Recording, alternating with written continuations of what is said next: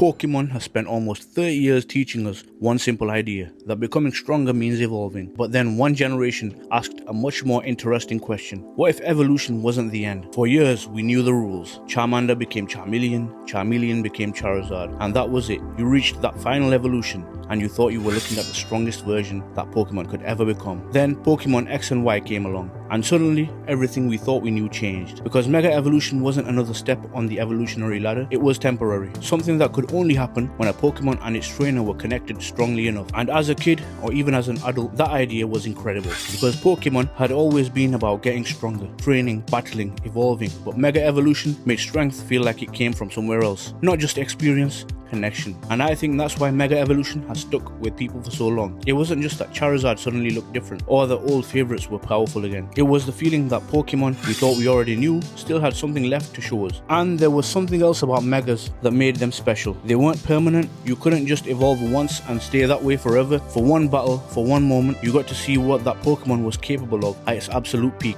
and then it was gone, which weirdly made it feel even more special. Because when you think about it, some of the best moments in Pokemon have always been temporary.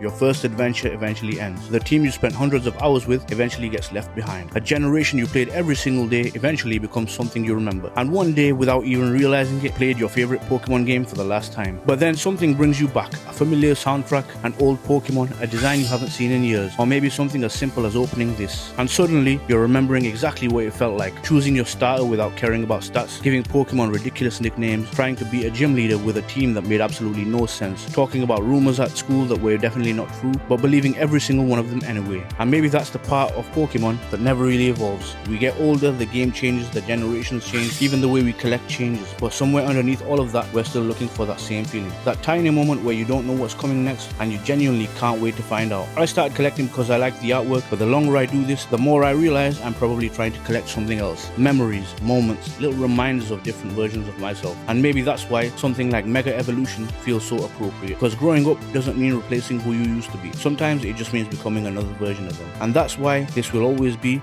for culture, not profit.